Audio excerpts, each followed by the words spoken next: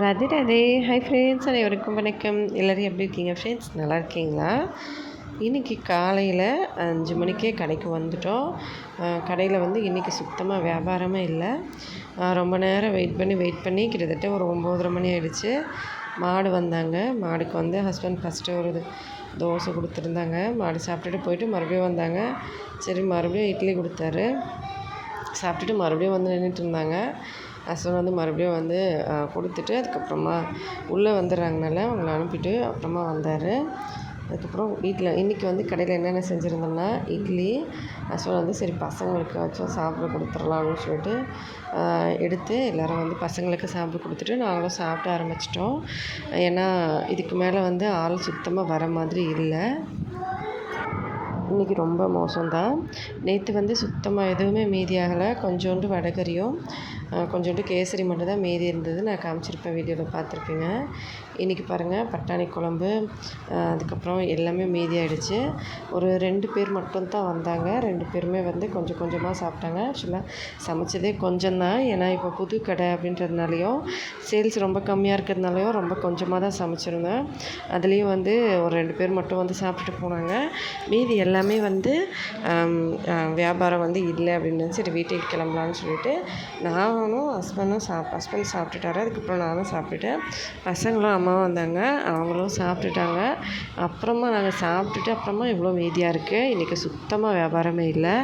நான் ரொம்ப மனசும் சரியில்லை. அதோட சரி இந்த பேன் கார்டு பிரச்சனை வந்து சரியாகவே மாட்டேங்குது. சரி அங்கே போயிட்டு பார்த்துட்டு வந்துடலாம். அதோட கேஸ் பிரச்சனை என்னென்னா, நாங்கள் ஒடிஷா வந்த புதுசில் 2020 புவனேஸ்வரில் வந்து இருந்தோம் அப்படின்னு சொல்லிட்டு நான் சொல்லியிருந்திருப்பேன் ஆல்ரெடி.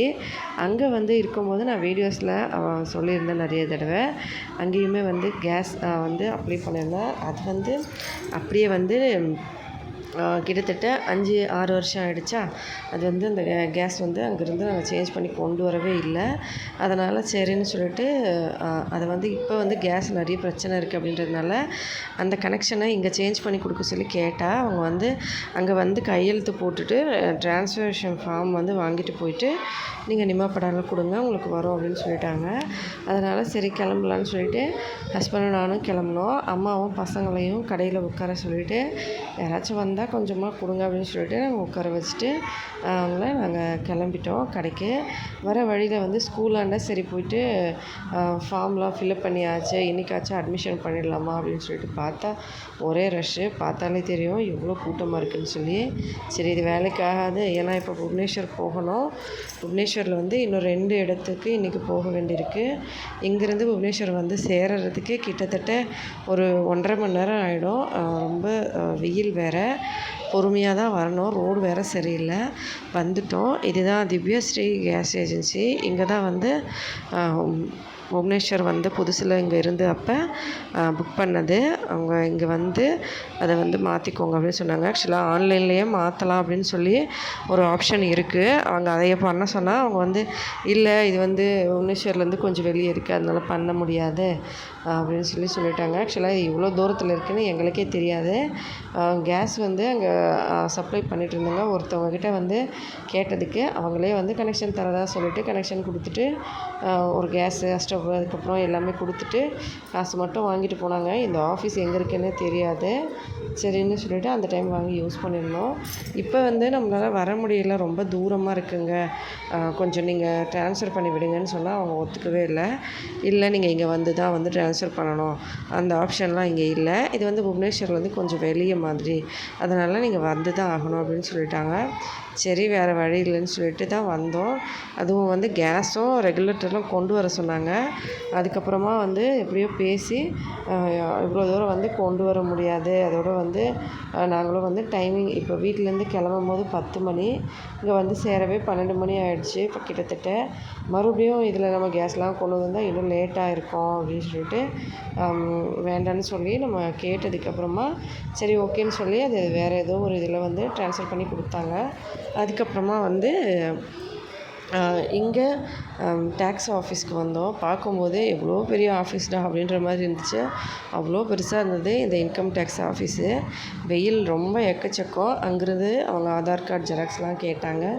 எல்லாம் வந்து ஹஸ்பண்ட் எடுத்துகிட்டு வந்து கொடுத்தாரு. நான் உள்ளேயே வெயிட் பண்ணிட்டு இருந்தேன். அதுக்கப்புறம் எல்லா வேலையும் முடிச்சுட்டு ஆஃபீஸில் வந்து இது உள்ளே போகும்போது கிட்டத்தட்ட 1.25 அந்த மாதிரி ஆகிடுச்சு. அங்கேருந்து வந்து ஒரு 10 கிலோமீட்டர் கிட்டத்தட்ட அங்கேருந்து மறுபடியும் வந்திருந்தோம். அது வந்து வேறு பக்கமாக சுற்றி வந்ததில் அங்கே வந்து சேர்ந்து மறுபடியும் அது உள்ளே போயிட்டு ஆஃபீஸில் டீட்டெயில்ஸ்லாம் கேட்டதுக்கு அவங்க வந்து ஒரு கார்டு வந்து இங்கே அப்ளை ஆகிட்டுருக்கு, இன்னொரு கார்டு வந்து பூரி செக்ஷனில் ஆக்டிவேட் ஆகிட்டுருக்கு. அதனால் நீங்கள் வந்து பூரியில் தான் வந்து உங்களோட கார்டை வந்து சேஞ்ச் பண்ணணும் அப்படின்னு சொல்லிட்டாங்க. ஆக்சுவலாக இல்லைங்க சார், ஒன்று புவனேஸ்வரில் எந்த கார்டு ஆட் ஆகிருக்கோ அதை வேணால் கேன்சல் பண்ணிவிடுங்க, நாங்கள் பூரியில் ஆட் ஆகிருக்கிற கார்டு வந்து கரெக்ஷன் பண்ணிக்கிறோம் அப்படின்னு சொல்லி கேட்டோம். அவங்க வந்து இல்லைங்க அப்படி பண்ண முடியாது, இங்கே ஒரு கார்டு அங்கே ஒரு கார்டுன்னு இருந்தால் ரெண்டுத்தையும் ஒரு இடத்துல வச்சு தான் வந்து பண்ண முடியும். உங்கள் கார்டு ஒன்று நீங்கள் ஃபஸ்ட்லேருந்து யூஸ் பண்ண கார்டு வந்து பூரியில் தான் இருக்குது. அதனால் வந்து நாங்களும் அதே தான் சொன்னோம். ஃபஸ்ட்லேருந்து ரெடி பண்ண கார்டு வந்து பூரியில் இருக்குங்க சார், அந்த கார்டு தான் எங்களுக்கு வேணும். ஏன்னா அதில் தான் லோன் வாங்கியிருக்கோம். இந்த வண்டியோட அதுக்கப்புறம் பேங்க்லலாம் கூட அந்த நம்பர் தான் கொடுத்துருக்கோம். நீங்கள் வந்து எங்களுக்கு இங்கே வந்து இப்போ நான் வந்து ரீசெண்டாக அந்த பேன் அப்ளை பண்ணதை மட்டும் கேன்சல் பண்ணி கொடுங்க அப்படின்னு சொல்லி கேட்டோம். அவங்க அதெல்லாம் பண்ண முடியாது, நீங்கள் பூரி தான் போகணும் அப்படின்னு சொல்லிட்டாங்க. அப்புறம் பூரி போன அப்புறம் அவங்க மறுபடியும் புவனேஸ்வர் சொன்னாங்கன்னா என்ன பண்ணுறது சார் அப்படின்னு கேட்டதுக்கு அவங்க வந்து பின்னாடி வந்து ஏதோ கொஞ்சம் எழுதி கொடுத்தாங்க. இந்த வந்து சொல்லுங்கள், அவங்க அதை வந்து அப்படியே ஆன்லைனில் பண்ணி எங்களுக்கு மெயில் பண்ணுவாங்க, நாங்கள் அந்த மெத்தடில் வந்து அவங்களுக்கு பண்ணி கொடுத்துட்றோம் அப்படின்னு சொல்லி சொன்னாங்க. சரின்னு சொல்லி அந்த ஆஃபீஸ் உள்ளே இருக்கும் போதே வக்கன்னு இருக்குது, இவ்வளோ பெரிய ஆஃபீஸ் தான் அப்படின்ற மாதிரி. இன்கம் டேக்ஸ் வேறு ஏதாவது ஃபைனை கீனை போட்டு விட்டுற போகிறாங்கன்னு சொல்லி பயந்துட்டு சரி ஓகே பூரிக்கு வந்து பார்த்துக்குறோம் அப்படின்னு சொல்லிட்டு வந்துட்டோம். வீட்டுக்கு வந்து சேரும்போது கிட்டத்தட்ட வந்து ஒரு 2:30 மணி மேலே ஆகிடுச்சு. 2:30 மணி கிட்டத்தட்ட இருக்கும். வந்த உடனே சரி வந்து கடையிலேருந்து காலையில் சீக்கிரமாக கிளம்பியிருந்தோம். வந்த உடனே வந்து ஃப்ரெஷ்அப் ஆகிட்டு சாப்பிட்லாம் அப்படின்னு சொல்லிட்டு கடையில் எப்படியும் மீதியான இட்லி அதுக்கப்புறம் வடை எல்லாமே இருக்குது. இதில் இன்னொரு விஷயம் என்னென்னா வீட்டில் இருக்கிற கேஸ் காலி ஆகிடுச்சு, கடையில் மட்டும்தான் கேஸு. சரி வீட்லேயும் சமைக்க வேண்டாம், இந்த ஃபுட்லாம் அப்படியே இருக்குது, வேஸ்ட் பண்ண வேணாம்னு சொல்லிட்டு எல்லாருமே சாப்பிட்லாம் அப்படின்னு சொல்லிட்டு வழியில் வந்து வரும்போது ஹஸ்பண்ட் எனக்கு ஐஸ்கிரீமும் பானிபூரியும் வாங்கி கொடுத்துருந்தாங்க. நான் போகும்போது வரும்போது கொஞ்சம் கொஞ்சம் சாப்பிட்டுட்டு போயிருந்தேன். அதுக்கப்புறம் வீட்டுக்கு வந்து அப்புறமா இந்த மாதிரி தோசை இட்லி வடை பட்டாணி குழம்பு எல்லாமே மீதி இருக்குது. இதையே வந்து சாப்பிட்டுக்கலாம் அப்படின்னு சொல்லிட்டு சூடு பண்ணவும் முடியாது, கேஸ் வேறு காலி ஆகிடுச்சு. அதனால சரி அப்படியே சாப்பிட்டுக்கலான்னு சொல்லிட்டு எல்லாேருக்கும் பரிமாறிட்டேன். டைம் வந்து பார்த்திங்கன்னா 3 மணி ஆக போகுது. இந்த டைமில் வந்து எல்லாத்தையும் எடுத்து வச்சு சாப்பிட ஆரம்பிச்சிட்டோம். இதான் ஃப்ரெண்ட்ஸ் இன்றைக்கி ஃபுல்லாக வந்து வீடியோ விலாகு. காலையில் மார்னிங்லேருந்து ஆஃப்டர்நூன் வரைக்கும் இப்படி தான் இருந்தது. ஆனால் வெயில் சுத்தமாக முடியலை, அவ்வளோ வெயில். வீடியோ பிடிச்சிருந்தால் லைக் பண்ணி ஷேர் பண்ணி சப்ஸ்கிரைப் பண்ணுங்கள். இல்லையா சாப்பிட்டு சந்தோஷமாகவும் சேஃபாகவும் பத்திரமா வருங்க. இதே மாதிரி இன்னொரு வீடியோவில் பார்க்கலாம் ஃப்ரெண்ட்ஸ். நன்றி, வணக்கம்.